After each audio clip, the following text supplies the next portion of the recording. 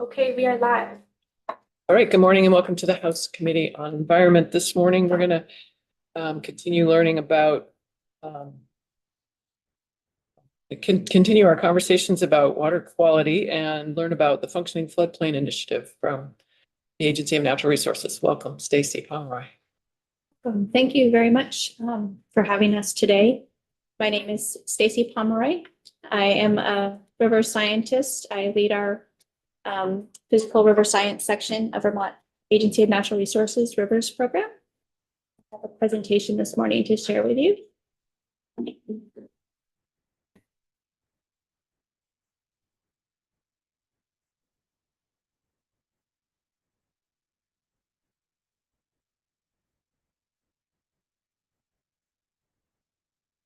So, as I said, I'm Stacy with the Rivers Program. I will be introducing you to our Functioning Floodplain Initiative work. At a high level, our Functioning Floodplain Initiative work is really geared towards looking at enhancing, protecting, and maintaining our connections between our river and our floodplains. And this helps us achieve many of our goals for water quality, flood resiliency, and ecological integrity.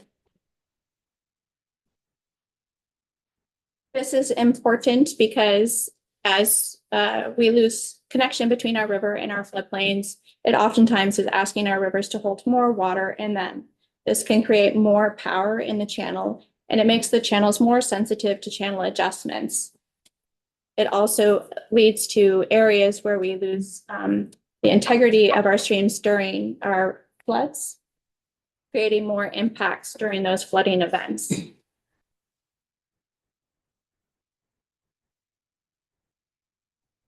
Vermont Stream Geomorphic Assessment work has shown that around 75% of our channels have lost some level of connection to their floodplains, making them much more sensitive to changes in channel adjustments, losing our benefits around water quality, habitat, and flood resiliency.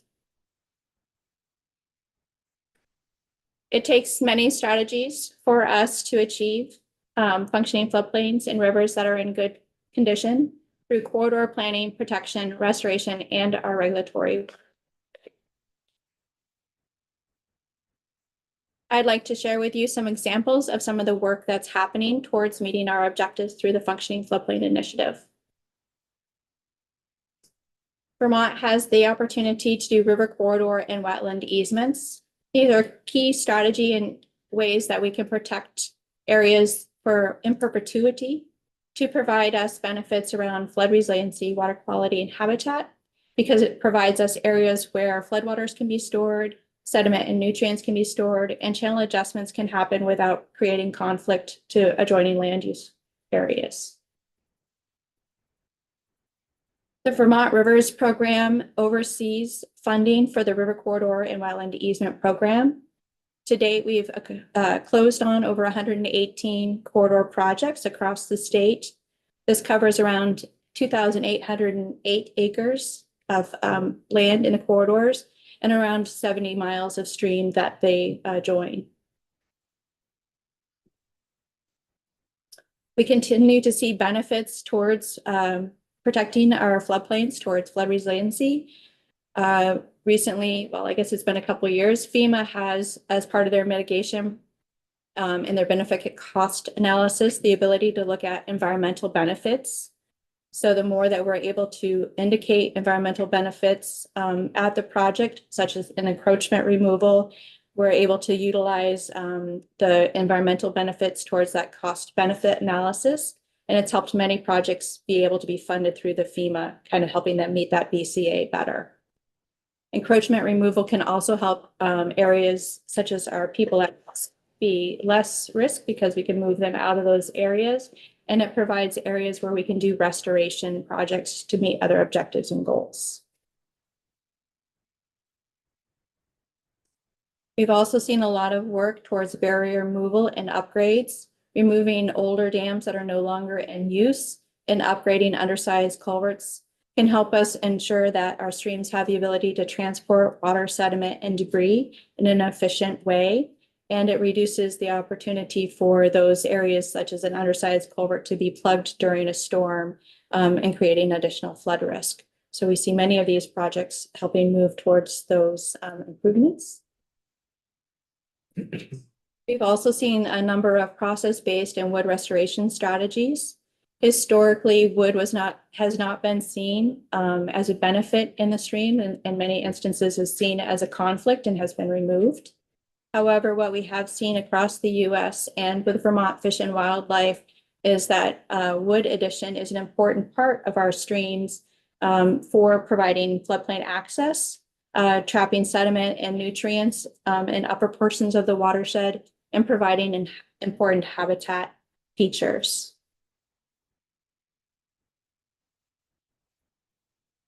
Berm removal and floodplain connection is an important project, whether it's a full berm removal or a partial berm removal, an active floodplain connection or a passive floodplain connection. These areas provide new areas for floodwater that was previously disconnected from those areas to re-access them again. This helps us store floodwater in a more effective way. It also provides an area where sediment and nutrients can be stored higher up in the watershed and throughout the system. Representative Yeah, Austin. I'm not, can you clarify how removing berms is helpful? Because I'm thinking berms help to guide water in the direction that we want. Certainly. In the example on the picture here, I'm not sure if you can see my notes? Yes. This is the historic Lamoille Valley Rail. This picture here shows the rail is approximately 8 or so feet. This floodplain on this backside of the berm was disconnected when the rail was put in. The lowering of this berm allowed this portion of the floodplain to be re-accessed. For what happened here is this is Ryan Road. This provided less water trying to be squished through this very small bridge, helping reduce some of the erosion around that bridge and over the road. For the farmer, it also provided a way that the water could more easily go back and forth between this area in the floodplain, because previously it only had a small culvert through it. So it would go in, fill up like a bathtub, and then not drain back out. So this provided a better way for flow to more equally flow across the floodplain and reduce pressure on our bridge. Great, thank you. Certainly. Thank you for asking. Additionally, riparian planting. We see a number of partners do planting across Vermont. These can provide multiple benefits for habitat and other features. We do know that trees take a long time to grow, though. And so we do find that it's important to find funding that supports not only the planting of the trees, but also especially in the first few years of the trees maintenance, so that those trees get a chance to kind of grow and not get overwhelmed by adjoining vegetation.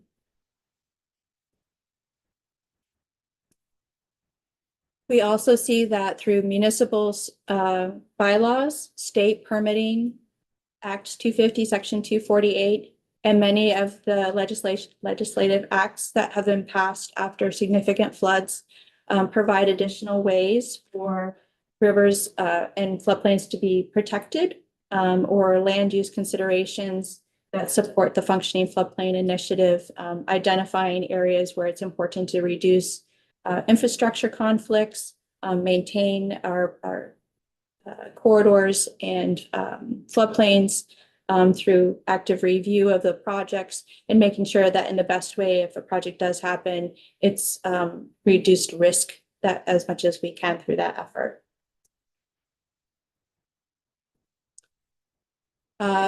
We are doing lots of progress towards that, and we need a functional way of tracking that progress. Excuse me. The State Rivers Program, along with partners, worked to develop the Functioning Floodplain Initiative tool. This provides us a way to identify, prioritize, and select projects that could meet multiple objectives around water quality, flood resiliency, and habitat. The Functioning Floodplain Initiative tool is web-based. It allows us to help calculate things such as phosphorus reduction on those projects. So all of the project types that I've shown you are all project types that are eligible for phosphorus reduction under the TMDL, all those strategies. We also are able to look at the potential flood resiliency benefits, risk reduction at an area, and currently under development is our habitat piece. So this is a comprehensive kind of planning and prioritization tool, as well as tracking for our long-term efforts. In kind of summary, our functioning floodplain initiative work is really a key strategy in how we can achieve many of our larger goals around safety, habitat, and water quality. It's kind of a framework for our program to move forward with for those goals. If you have any questions, I'm happy to help. Thank you for your presentation. Can you go a little bit more into the tool itself and who uses it and how it works? Certainly. So currently the functioning floodplain tool is used by our partners, focused right now with our clean water service providers in the Lake Champlain Basin. This is because they've been asked to track phosphorus reduction towards stream restoration projects. It's primarily a mix of consultants in the watershed groups, as well as like conservation districts or the clean water service providers themselves. Currently, the tool is under some development. We're developing a user management system that will more easily allow us to have individual partners track their projects, provide lists. It'll help us also connect with our water quality division's tracking database. So the tool is getting some upgrades. We just released it in 2023. So we've had a year of use with it. It's given us an opportunity to see how it works, feedback from our partners. We're also, as we begin to work with the Vermont Emergency Management, looking at the flood resiliency benefits. So as projects get identified, the tool can help us identify what types of risk reductions may be achievable with a project in that area. And it's something that we can look at with helping prioritize or projects when we may have less funding than is applied for, or just helps us highlight where we might want to work with communities around some flood resiliency issues. There's also, as I had mentioned, a group currently working with Lake Champlain Basin funds that are working on the habitat module. This will help us identify some co-benefits around habitat with projects as well. So if you could, I think just a little bit more. Thank you for the data on what you've done so far. Those are probably, there's probably a lot more we could be doing, but I would like for you to explain how those projects kind of are prioritized. I think they're probably floodplain restoration in strategic locations that are potentially upstream of areas of conflict with human development that can help store water upstream of that and prevent downstream damages. Yes, so there's different ways that the tool is kind of being utilized when we are working with partners focused on phosphorus reduction for the TMDL.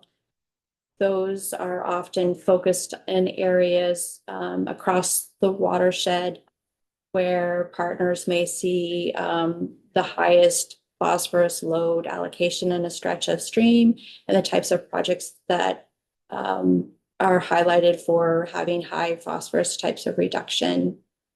So partners are kind of prioritizing based on what their group is able to achieve.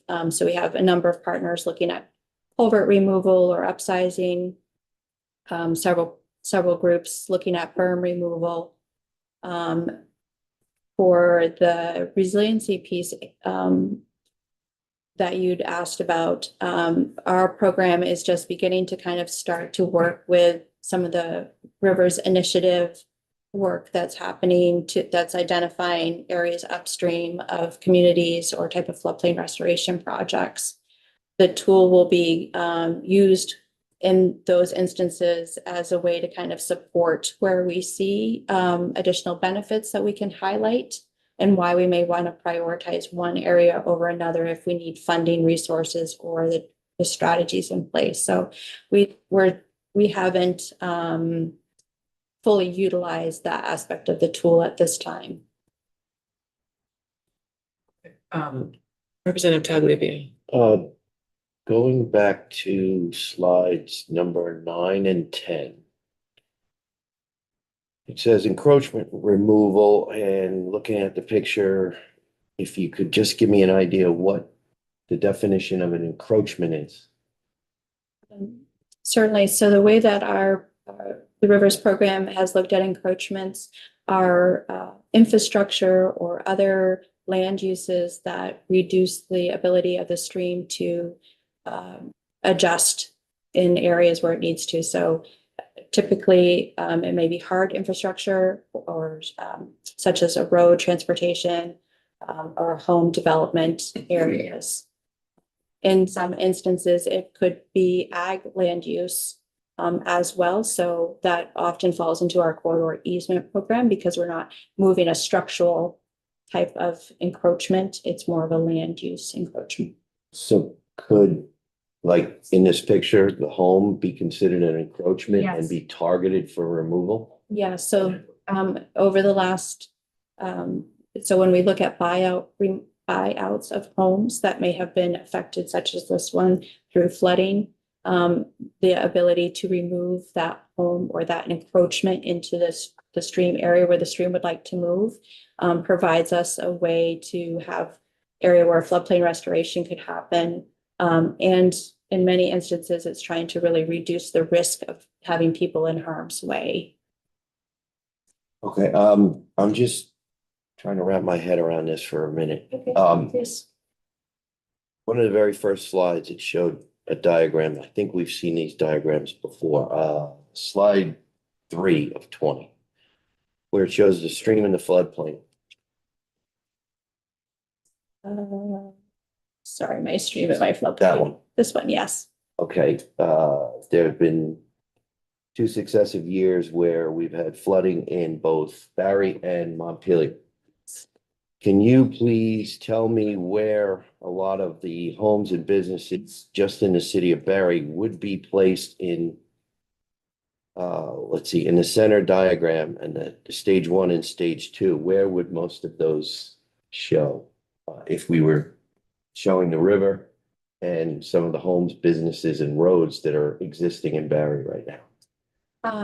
Many of them would be shown in stage 2, where we have built up close to the river, and in many instances filled our floodplain to be able to put homes in a location that wouldn't get flooded or trying to reduce their flooding.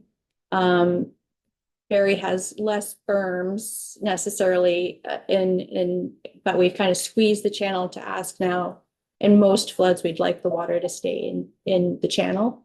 The river is trying to move towards that 3rd stage where if we didn't have the homes immediately or the road immediately next to the river, it would try to disperse some of the energy through widening or through a change in its plan form in those locations. But similar to Montpelier or Barry, where we've kind of built up right next to the river, there's not that room to do so. So upstream or downstream may be the locations where more channel adjustment is able to happen. In Barry, when we do have some of the homes that have been eligible for buyout and have been approved or landowners in the town kind of moved through with that removal of the home, we have seen areas where that has opened up potential locations where flooding can happen and creates less conflict because there's no longer a home there. It could be green space, so it can be used for other things.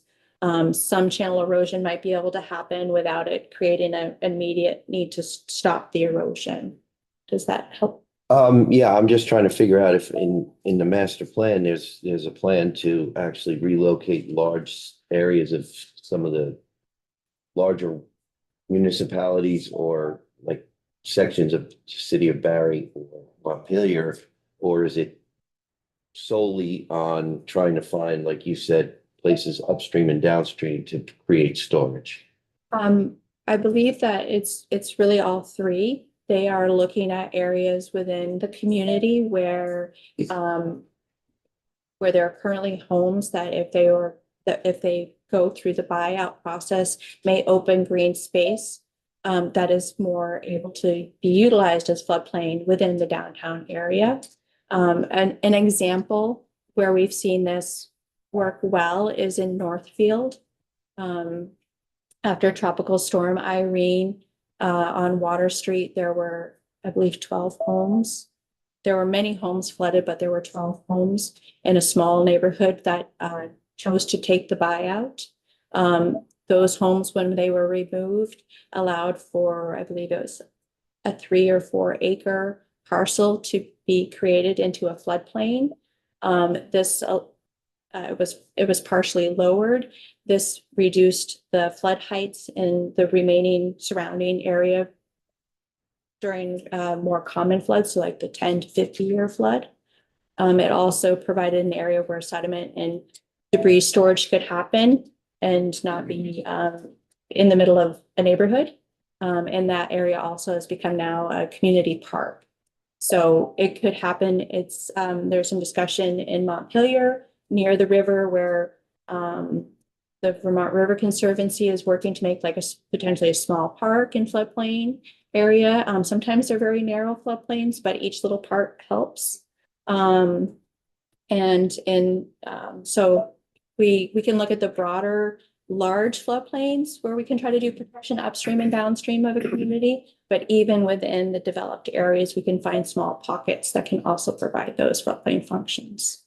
You mentioned debris storage. Is there in these plans if there is debris deposited in these areas that have been reclaimed to remove some of that debris so it doesn't accumulate and we don't wind up 20 years from now with the same issue?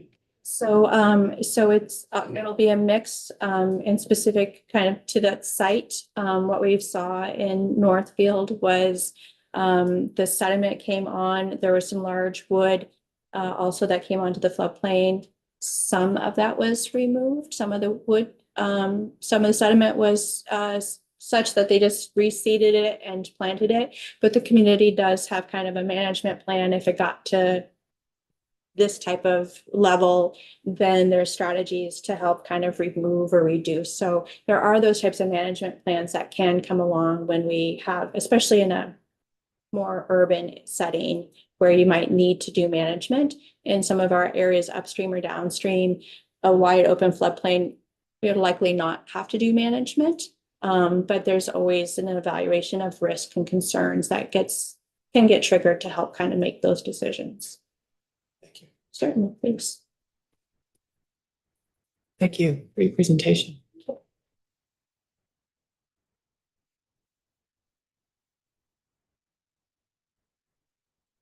Stop sharing.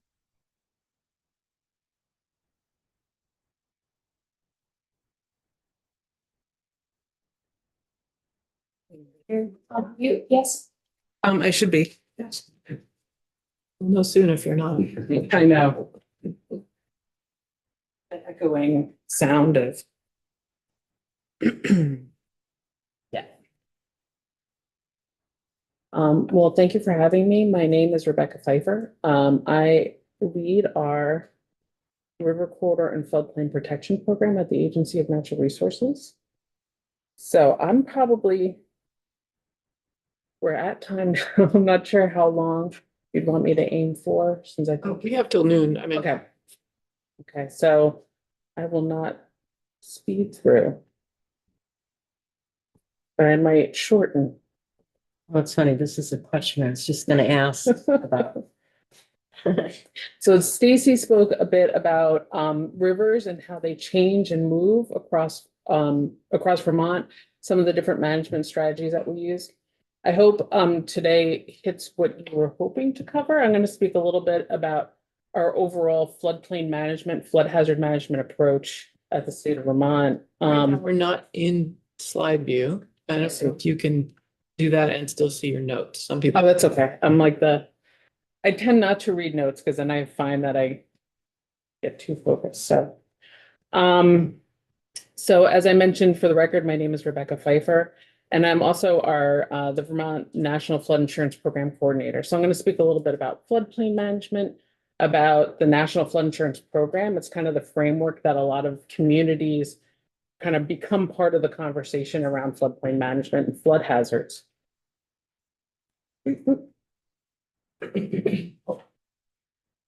Pause my screen sharing. So I'm going to connect. Okay. So hopefully back up there. Okay. There we go. So you have the slides, I believe. So I put QR codes in because sometimes they're easier to get to what you're looking for. But if you want to review any of this information, just some like a resource to have available to you, we have a website called Vermont Flood Training. We have a very short video. It's about 5 minutes long that talks a little bit about some of these general concepts. It's called Making Room for Rivers, about how towns do planning and management around river corridors, around floodplains and flood hazards, and thinking towards the future and how they plan for future flooding. So I don't think I need to talk to too many folks in the room about this and the challenges that we're having, in the Northeastern United States, specifically Vermont. I'm trying to get rid of my little, there it goes, about changes in climate and changes in precipitation in the Northeastern United States. This is from NOAA. And if you look at the upper left-hand corner, there's change in extreme precipitation in the United States from about 1901 to 2016.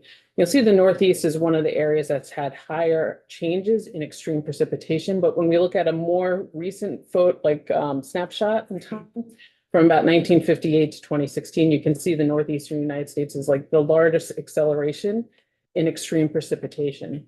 So we're seeing changes. And one of the things that we hear a lot from towns and from residents is, well, when we, it never flooded like this. Like, what have we done different? Like, why don't we do things the way we did before, like 30, 40, 50 years ago? We never flooded like this. And we're like, well, the floods and flooding has changed. So some of it is practices that we do, how we've settled in and around floodplains, but it's also that the flooding that we experience has changed over time, and the type of precipitation we see is changing. In the lower two bottom pictures there, we can see kind of projected changes in extreme precipitation. And under different higher and lower emission standards, we see the Northeastern United States again is one of those areas where we anticipate to see continued changes and increases in extreme precipitation going forward. So Stacy spoke a lot about the adjustments that our streams do. And we'll see that in the slide. I think you may have seen this slide before this picture. This is actually after Tropical Storm Irene, Route 4 in Mendon on Mendon Brook, where we have different types of flooding in Vermont. Lower, flatter states tend to have more inundation flooding. That's like the picture you see on the left-hand side. That's the Winooski River near Richmond. There's that snowmobile bridge. And so you can see there the water fills up the flat, broad floodplains, kind of like a bathtub. And that water's moving downstream. And it's carrying with it all sorts of debris, but it's spilling out onto that floodplain. That floodplain is like a pressure relief valve, essentially. It becomes part of that river channel during that flood event. On the right-hand side, we see more of erosion where our rivers are adjusting. The water is moving too fast to actually spread out onto that floodplain area because it's going down steep mountain hillsides, steep mountain hillsides. And so that water is moving fast. It can do a lot of work and can do a lot of erosion. And so we see both types of flood hazards in Vermont.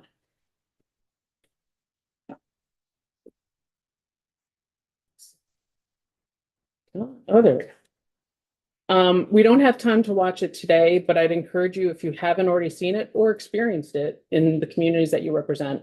There's a lot of different drone footage from the floods of 2023 and 2024 that shows kind of immediately after flooding or during flooding in some cases. There's some really incredible imagery, and you can start to see those different types of flood impacts in what you're seeing. So some of the, this particularly is Red Village Road in Linden from last summer at the end of July, July 30th, 31st. But you can see as you look at different flood events, some areas, all the roads are washed out, the bridges are washed out, the hillside is sliding, the river moved across the valley towards a house, it's eroding behind the house. That's that flash flooding, that erosion risk. Other places you see those big, broad floodplains, you see new river channels, kind of like sediment all over them. You could see where the water moved all through that. And that's more of that inundation type of flooding. And we experience both. So I mentioned floodplains are really important. You know, we talked before, the question from representative about berms and why don't we use them? They help to direct where the water goes. And one of the things I always like to remind people is like water can't be compressed. Water either goes higher or it goes faster. And so if we narrow down the area available for that water to move, the water is going to go higher. So it's going to flood more areas around it, or it's going to move faster and it'll have more erosion and we'll see more washouts. And berms also create, I think, a conception that you're safe. You have this area between you and the river to keep the water out, but oftentimes they fail. They're not maintained. There's more erosion, more energy than it's able to hold in, or you're always going to have a flood that can overtop it. We're kind of, to some extent, somewhat lucky that we don't have the networks of levee systems that we see a lot out west, which are really expensive to maintain. And a lot of times you have events that overtop them and you have a lot more development now behind those levees thinking they're safe. And now when it overtops, you have much higher risk, a lot greater damage. So when we think about inundation floodplains, places where the water tends to get deep, it tends to be where a lot of our villages and towns are. This is a variety of different images. You could probably see where we are there on the one in Montpelier. This was from 2023. Jeffersonville in 2011. Johnson Village, this was 2023 at the Sterling Market, if anyone's familiar with Johnson. We have almost the exact same picture from the 1995 floods when it was a Grand Union and there was someone kayaking in water about that deep in that same area. So a lot of our villages and towns tend to be in locations where the land is flatter. So that's where there's those broader floodplains where a lot more of the water storage happens. So in a lot of our more densely developed areas, our cities, towns, and villages, that tends to be where we see more of the deep water, people's homes that flood, water into the first floor. And we tend to see more of that erosion damage where it's steeper. So we don't tend to have as much of that concentrated development. And we tend to see roads washed out, bridges washed out, kind of whole areas, neighborhoods that might be cut off because the roads are all washed out from that erosion. When we talk to communities a lot about floodplains, floodplain management, river erosion, and flood hazards, it's through this lens of the National Flood Insurance Program. It's a national program that was developed in the late 1960s, early 1970s. A lot of times people couldn't get flood insurance because the only people who bought it are the people who flooded a lot. And so it was kind of the idea was to try to broaden the basis for identifying the risk, because a lot of people may be at risk of flooding but don't know it because it doesn't flood every year, every 2 or 3 years. It's like you may flood during a 50-year flood event, a 100-year flood event, and it's not like once every 100 years. It's that you have a 1% chance. Every year you have a 1% chance of being flooded. So I think of like a jar of marbles. You have 100 marbles, 99 of them are green and 1 is blue. What's the chance you pull out the blue marble? That's that 1% chance of flooding. You could pull that out 2-3 times in a row. You could pull that out once, in 10 years, you could pull it out again. And so that risk is hard for people to understand if they haven't lived there when it's flooded, they haven't seen it flood. So the flood insurance program was created. The idea was that the federal government would provide the ability to purchase flood insurance, but communities had to join the program voluntarily. They agreed to regulate the type of development that occurs in and around floodplains. The National Flood Insurance Program, now it's FEMA. Previously, it was done by HUD. They map those flood hazards, and those are the maps the towns use to regulate the development in their floodplains. When was the last time those maps were updated. I have a slide, just like a few slides, but I have, so in most parts of Vermont, about a third of Vermont, probably half of Vermont, we still have old paper maps, so that means that they were probably last updated about 40 years ago. You know, some of the newer ones, maybe 30 years ago. Some were from the late 70s too, were the last time we had maps. Southern parts of Vermont, again, I'll get into kind of the update of new maps, but we do have digital flood maps in some parts of the state. Wyndham, Windsor, Rutland, Bennington, Washington, Chittenden has digital floodplain maps. So those are newer, but sometimes FEMA just takes the old data and puts it into a digital format. But we could talk a little bit more about that if that's when we get there. So I mentioned towns join the program voluntarily. They agree to regulate development to a minimum level in those flood areas. It makes flood insurance available to any person in their community. It doesn't matter if they're in a floodplain or not. Anyone in a community that's in the flood insurance program can buy flood insurance. And then FEMA provides flood maps. FEMA also provides mitigation grants. Stacy was talking before about some of the different encroachment removal mitigation grants. Those are grants that are voluntary grants for homeowners. They don't have to, you know, they're not forced to sell their properties, but if they choose to, they could do what's called a buyout, an acquisition, where their home is bought out using grant money to remove some of that risk and hazard. Just to go back to one thing I just heard you say, if your town is involved in this program, anyone in town can buy it. Would any kind of flood then be covered? Like we had stormwater flooding in Middlebury. If those folks happen to have the insurance, it would have been eligible. If they have flood insurance, I feel like sometimes I know enough about flood insurance to get in trouble. So a flood is defined, I think it's like affecting 2 or more properties or inundating a certain area. Maybe it's like 1 acre, 1 or 2 acres of land. So typically, like if your pipe bursts in your basement, that's not going to get covered by flood insurance. But if it meets the definition of a flood, it doesn't have to be a federally declared flood. It doesn't have to be a state declaration for flooding. I think it's they would, and it's like flooding coming from outside the house that floods the home, then I think that it can be covered.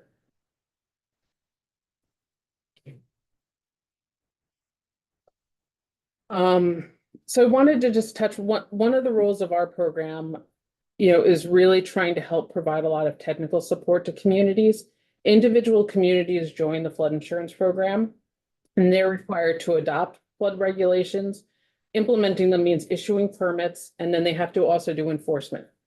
And as I'm sure many of you are probably familiar with, you may even have in your districts, very rural, very small towns. I would like to remind folks at FEMA, about 90% of towns in Vermont have less than 5,000 people. So issuing permits, regulatory programs can be a really big challenge. Our program is really trying to help those communities, along with regional planning commissions to go through this. On the right-hand side of the slide, I have from VAPTA, the Vermont Association of Planning and Development Associations. They, in their 2024 annual report, they kind of summarize communities that have zoning bylaws. So we have about 207 communities with zoning. 37 communities don't have any zoning, but still have flood regulations. So you can imagine the challenge they must have. You know, they don't have a whole setup around issuing permits. They're only issuing permits in those floodplains. And so in Vermont, so there's a little discrepancy in numbers. Part of it is because FEMA also counts incorporated villages as individual communities. In zoning, they may be combined, so the numbers are a little different. But we have only about 20 communities that are not currently part of the National Flood Insurance Program. So generally, the assumption is they're in the program versus not. And you'll see a lot of the communities that are not are kind of focused around the Green Mountain National Forest up in the Kingdom. And they tend to be places where they don't tend to have zoning. So joining the program is a pretty big hurdle. I mentioned our program. This is just a summary of some of the things that we do, but you can see a lot of what we're doing is municipal support. So we have cooperative funding that comes from FEMA to help fund our program, to help provide that support to communities. The state of Vermont also back in the 1970s created our program to help towns to review actual projects as they're going in, to provide technical support, because it's a really technical program. We also issue some permits ourselves for things that communities can't regulate, state facilities, agriculture, power transmission, generation. And we also provide comments under Act 250. So flood maps. These are some of the examples of different types of flood maps. On the right, you'll see these are more updated maps. This is the maps for Waterbury, right around the state office complex and downtown part of the village. On the left is the effective flood map for Linden. And so that map, you can tell how easy that is to use that map to review, to issue permits and understand flood risk in your community. And we have some towns that have some even older and more rough maps than those black and white ones. For most, I mentioned before, towns that do have those digital maps, like the ones I showed for Waterbury, those are the communities, the counties, really, they do them by counties now, are in blue, the lighter blue. And places where you see the green towns, those are where we still have those old paper maps. And then this was from 2023, so I had another year and a half. So the average age of the maps in Vermont are about 27 years old. I had another year and a half, so 28, 29 years. Some places, I'm from up in the northwestern part of the state, you can see our maps up there, Franklin, Grand Isle counties, 40 years old, 42-year-old maps. So that's what some communities are still using as their regulatory layer. We are getting new maps though. You can see that these numbers are new numbers on top of the old map because they've been pushed back over time. It does take a long time for FEMA to create those maps. They're regulatory layers, so there's a lot of different points of the process where there's that public review and input. But we're anticipating some of the kind of the lead of the newer maps are going to be in the northwestern part of the state. Franklin and Orleans County, kind of part of the Missisquoi River Basin, Grand Isle County as well, leading when we're anticipating some of those new maps to go forward. So historically, they've been really focused on that inundation type of flooding. Will these new maps incorporate our erosion risks adequately? They do not. So the long story short is that we've kind of stepped away from trying to do that. In Bennington County, we actually do have the town of Bennington has their, at the time we called them fluvial erosion hazard maps, FEH. Fluvial means river, so river erosion maps. Bennington uses that as a local level, as a local layer for zoning. So they're on Bennington's maps. It was a challenge to get those on there. And then we also started to have concerns because to change, if Bennington ever changed their FEH maps, their river corridor maps, we would have to go through FEMA's process to update the maps, which is pretty rigorous because their flood maps had been used to rate for flood insurance.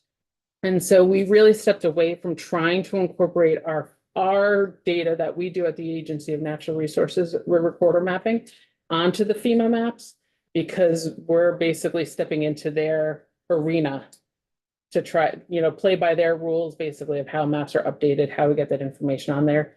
And so we've tended to step away from trying to include them on the FEMA maps. Does that mean then that erosion risks are not covered under their insurance program? They can be. So flood insurance only covers insurable buildings, building structure. So it won't cover like your road washout. It won't cover loss of land from a river moving. And we've had this happen, especially after Irene, we saw a lot of cases where people, like the house in the slide that Stacy had of where we talked about that home buyout, they're way up above the river. They're not in a mapped floodplain. They're not going to get water in their basement, but the river may move and the whole bank slides and half of the house is hanging out over the stream. In some cases, people may have purchased flood insurance just because they were close to a stream. And if the river in a flood erodes the toe of that slope, so basically the river is down lower, it erodes the hillside, the bottom of the hillside kind of gets washed away, then that whole slope falls underneath it. Like here, like we got a slope right here, kind of right where the snow falls. Like think about a river flowing there, it cuts into that hillside and that hillside slides. people had been able to get coverage with a flood insurance policy for those damages to the home. Sometimes it was a challenge because that slide may not happen for 2, 3, 4 months after the flood event happens, because it takes a while for that to go.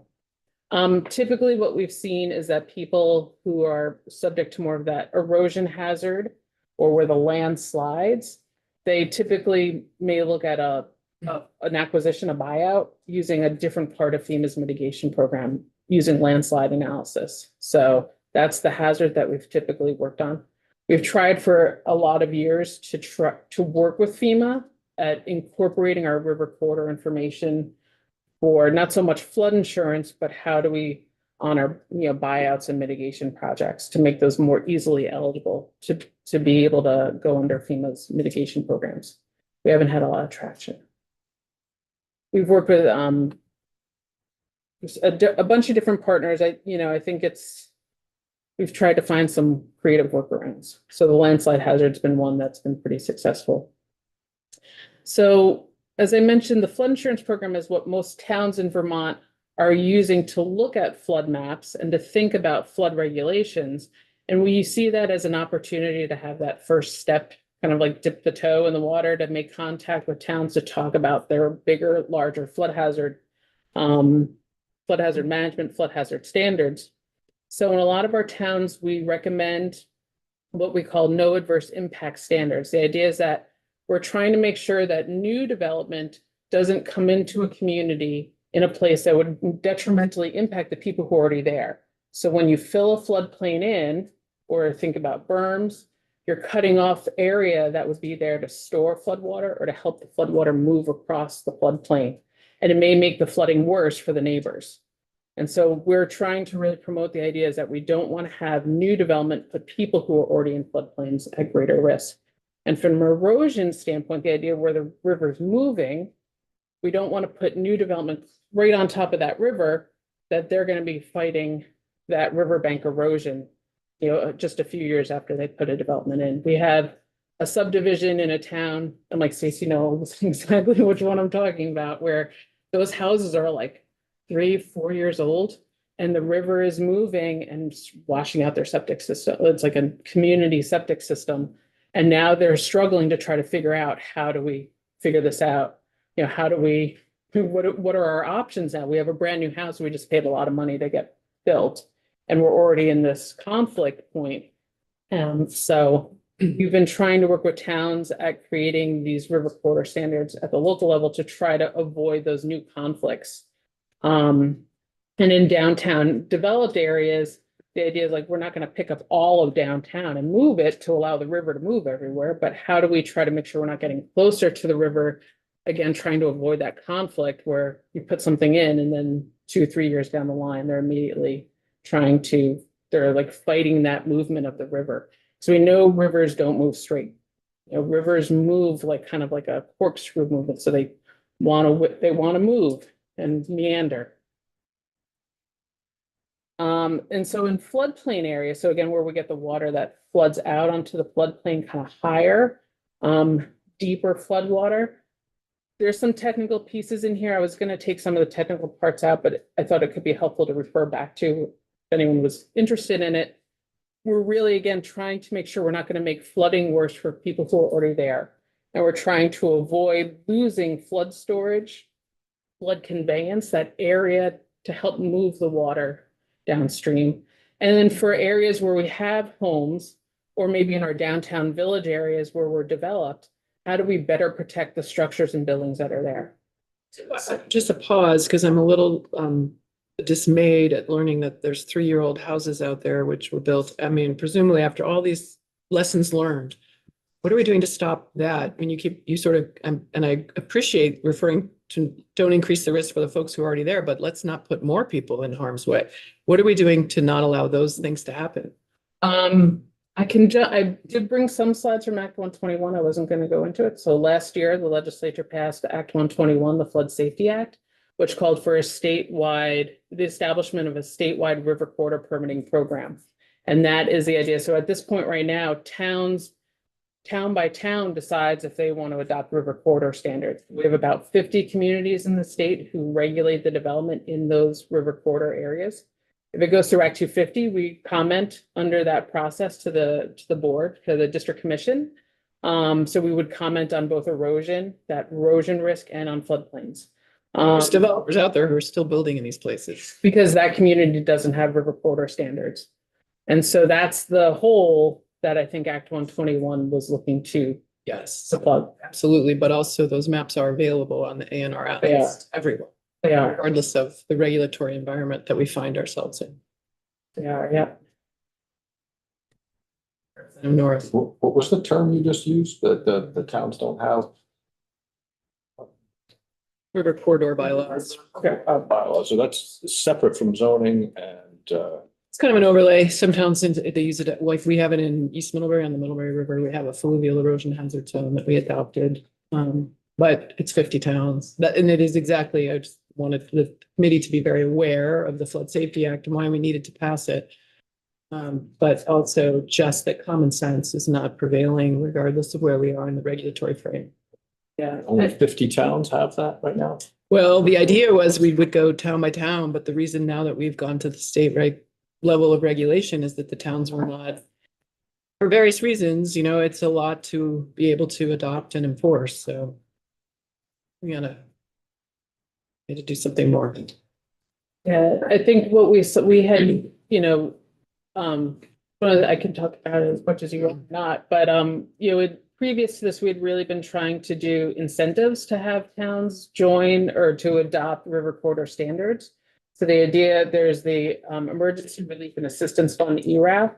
It's a agency of administration, I think, organizes it. The idea about it was that the more that towns do to help mitigate their risk before floods happen, the more state cost share the state provides to those towns when they're recovering after federally declared floods. So after the floods in 23 and 24, like towns pay a portion of the total cost to repair their public infrastructure. FEMA pays, likely in 23 flood, FEMA will be doing 90%, and then the town is basically up to cover 10% of the cost of that repair and recovery. And the state cost share is that amount the town pays. So the more the town does, if they adopt river corridor rules, the state would pay 70% of their local cost share. So that was the idea, to try to incentivize towns to adopt river corridor standards. And I think we had those towns who were really looking at that, but I think we ran into the technical aspect of it. That's a technical program. We provide, technical assistance to interpret and review, but I think it was a lift. And I think that, to the point I made earlier about flood standards, those are really hard as it is already. So adding that extra layer, I think a lot of towns were kind of like, this is more technical than we're able to regulate. Representative Austin. Yeah, those houses that were built 3 years ago, can they access flood insurance? They can access flood insurance, but like the flood insurance wouldn't cover them losing their septic system. No, but so the state is insuring houses that are basically built in a floodplain. The state wouldn't insure them. It's the National Flood Insurance Program, or they can also potentially purchase flood insurance on the private market as well. In the past decade or so, federal Congress has opened up the flood insurance market to private insurance more, and I don't know how much it's plays a role here in the state of Vermont. But so the state's not insuring those structures. It would be through the National Flood Insurance Program, and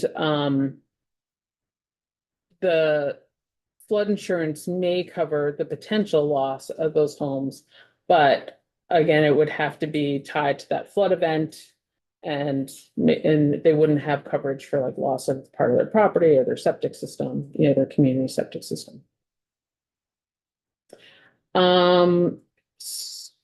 The slide that I have up is the State Flood Hazard Area River Corridor Rule, the FARC rule. We call FARC, probably not the best name, but that's what we came up with.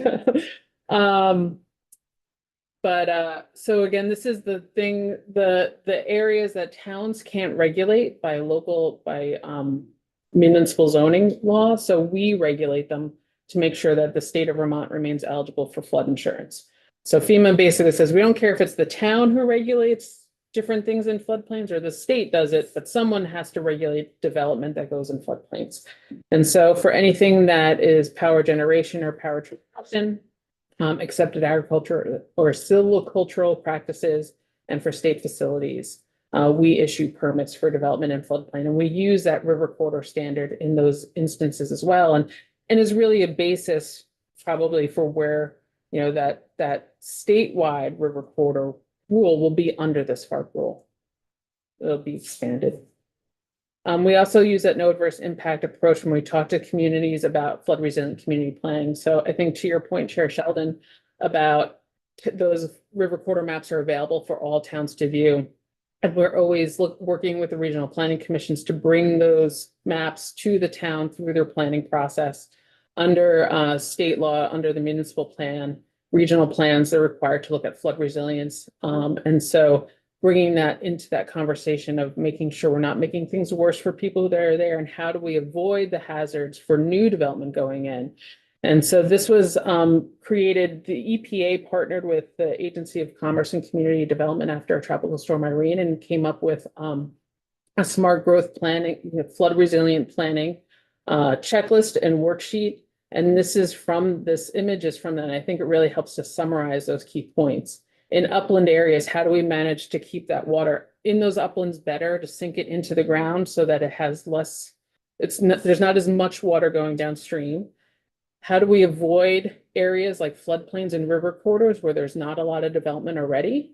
And then in our more developed and dense downtowns, vulnerable settlements, how do we make those structures more flood resilient?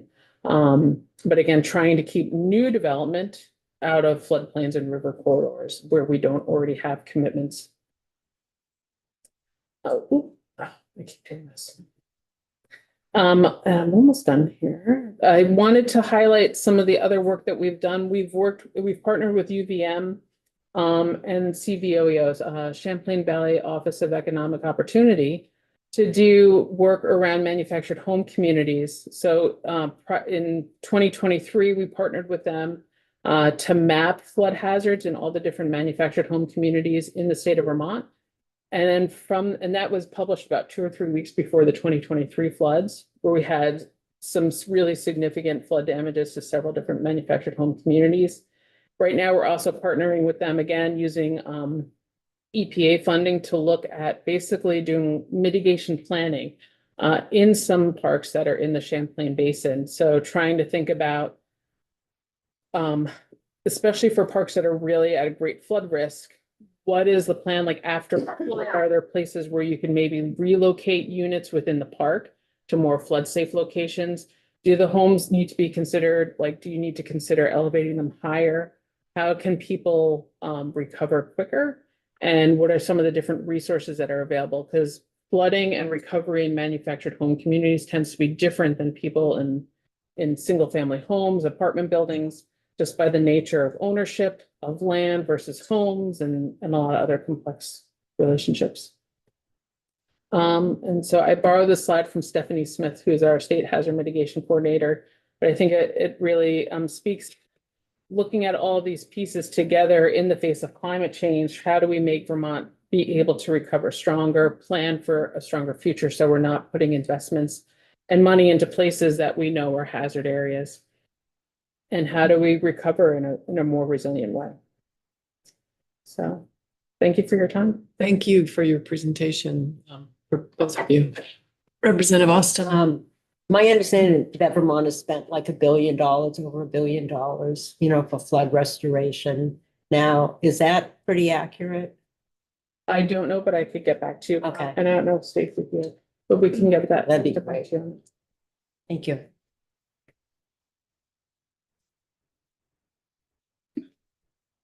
Right. Thank you again for your presentation Thank you for all your time. and for your flexibility. Of course.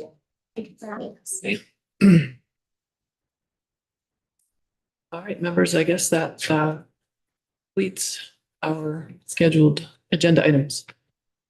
With that, we will adjourn for the afternoon and reconvene on Tuesday afternoon.